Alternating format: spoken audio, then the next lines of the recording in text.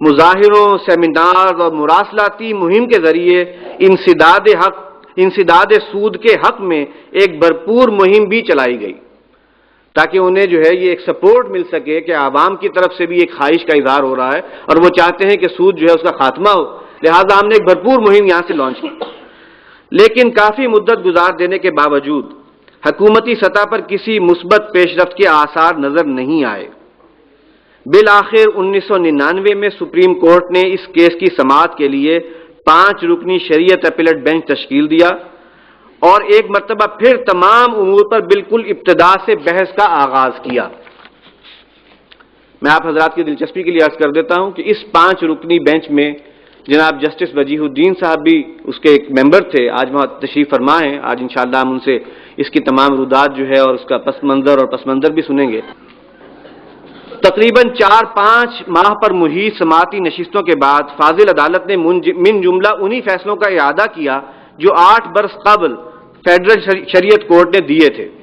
Supreme court کے 1000 سے زائد صفحات پر مشتمل اس فیصلے میں حکومتی اداروں کو پابند کیا گیا تھا کہ وہ جون 2001 تک غیر سودی نظام کے جملہ تقاضے پورے کر کے معاملات کو اسلامی طریقوں کے مطابق استوار کر لیں۔ ایک آزاد عدلیہ کے اس فیصلے پر قوم نے دل سے اللہ کا شکر ادا کیا، اس لیے کہ اب امکان پیدا ہو گیا تھا کہ اللہ کے خلاف چھیڑی گئی جنگ سے رستگاری کے حالات فراہم ہو سکیں۔ یہاں ایک مرتبہ پھر ہماری قومی اور اجتماعی بدقسمتی نے سر اٹھایا۔ کورٹ کے اس فیصلے کی شکل میں اللہ کی طرف سے اتمام حجت قائم ہونے کے باوجود حکومت وقت نے UBL کے کاندھوں پر رکھ کر یہ بندوق چلائی کہ جب کورٹ کے فیصلے کے مطابق مدت مہلت نزدیک آئی تو معلوم ہوا کہ اس فیصلے کے خلاف کہیں عالم بالا میں ایک ریویو پیٹیشن سپریم کورٹ میں دائر کی جا چکی ہے۔ ریویو پیٹیشن کی سماعت کا وقت آیا تو کیفیت یہ تھی کہ سابقہ بینچ کے ججز میں سے 3 ججز PCO کے تحت حلف نہ اٹھانے کی بنا پر یا کسی دوسرے سبب سے ریٹائر ہو چکے تھے۔ جسٹس صاحب بھی جو ہے وہ ریٹائر ہو چکے تھے، اس لیے کہ انہوں نے بھی PCO کے تحت حلف اٹھانے سے انکار کر دیا تھا۔ جو 2 باقی تھے ان میں سے ایک فاضل جج 1999 کے فیصلے کے سگنیٹری ہونے کے باوجود اب بالکل مختلف انداز میں کورٹ کی نمائندگی کر رہے تھے۔ بقیہ ججز نئے تھے۔ بہرحال اس موقع پر بینچ نے سابقہ فیصلے میں یہ تبدیلی کر دی کہ اب مدت مہلت یعنی ڈیڈ لائن جون 2001 نہیں بلکہ جون 2002 شمار کی جائے گی، گویا ٹرانسفرمیشن کے لیے مزید 1 سال کی مہلت دے دی گئی۔ اللہ کے خلاف اعلان جنگ جاری رکھنے کی یہ مہلت بھی بنام خدا مکمل ہوئی تو ایک مرتبہ پھر کورٹ میں سٹیج سجایا گیا۔ اب کی بار یہ تدبیر پہلے سے ہی کر لی گئی تھی کہ بینچ میں موجود وہ واحد جج جو عالم دین ہونے کے ساتھ ساتھ سابقہ فیصلوں کے شاہد بھی تھے، انہیں بیک نوک قلب منصب منصفی سے ہٹا دیا گیا۔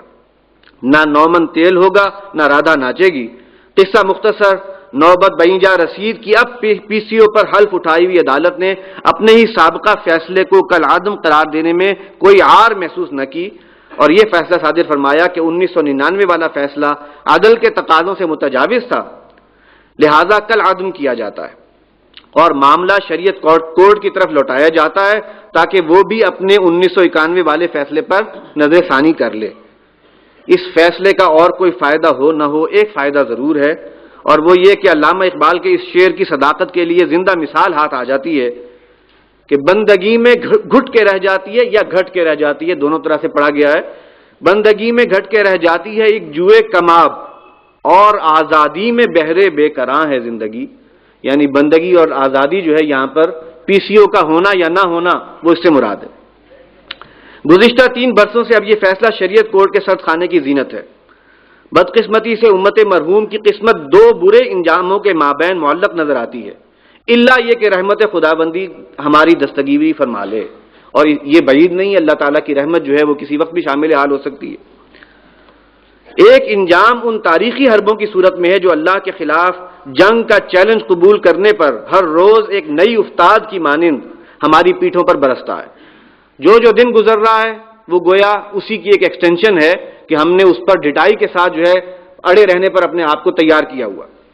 ملک کو لاحق داخلی اور خارجی خدشات اس جاری جنگ کے نتائج کا محض ایک پرتو ہیں، اصل انجام کو زبان پر لانے سے ہی کب کبھی طاری ہوتی ہے۔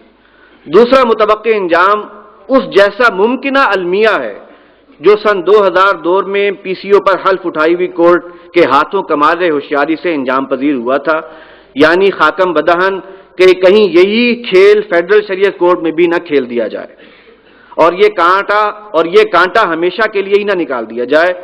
اس صورتحال میں یہ کہنا غلط نہ ہوگا کہ یہ وقت دعا ہے۔ ہر ہوش مند اور باشعور شخص کو معاملے کی نزاکت پہچان کر دعا کے ساتھ ساتھ اس کام کے لیے اپنا اپنا کردار ادا کرنا چاہیے۔ مورخہ 16 اور 17 فروری کو بعد نماز مغرب قرآن آڈیٹوریم میں ہونے والے سیمینار بعنوان اسلام اور بینکنگ کا ہدف اور محرک بھی یہی ہے کہ موضوع کے مختلف پہلوؤں کے بارے میں عمومی آگاہی پیدا کی جائے۔ دلچسپی رکھنے والے افراد کے لیے یہ سیمینار علم و آگاہی کا ایک بہترین ذریعہ ثابت ہوگا انشاءاللہ تعالی۔ حضرات، یہ اس کا ایک پس منظر میں نے آپ کے سامنے رکھ دیا۔ ہماری جو یہ نشستیں ہیں آج کی اور کل کی، اس میں ہم نے ایک معنوی تقسیم رکھی ہے۔ آج ہم سود کے متعلق، ربا سے متعلق کچھ اصولی باتیں جو ہیں اس پر گفتگو سنیں گے۔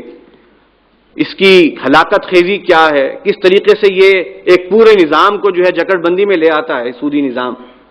سود حقیقت میں ہے کیا، قرآن نے سود کو کیا بیان کیا ہے، حدیث میں سود کا جو ہے وہ وضاحت کس طریقے سے ہوئی ہے، اور اسی طریقے سے پاکستان میں انسداد سود کے حوالے سے ہم کس مقام پر کھڑے ہیں، اس کا ماضی کیا ہے، حال کیا ہے، اور مستقبل کے امکانات کیا ہیں۔ تو یہ آج کے موضوعات ہیں انشاءاللہ۔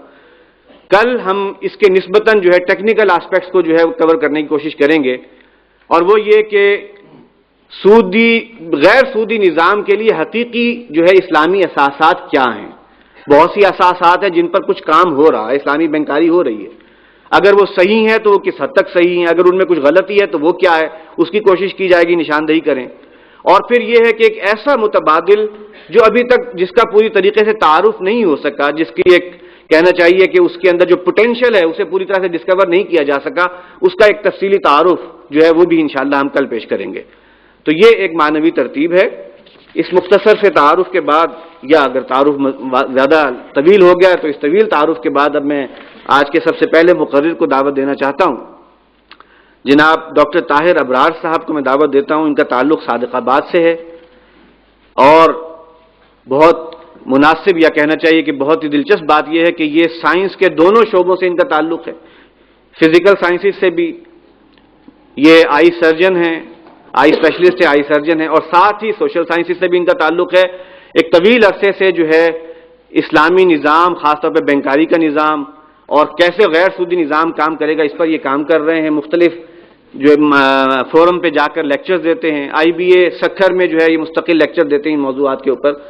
تو ہمارے آج کے پہلے مقرر ڈاکٹر طاہر ابرار صاحب ہیں، ان کے لیے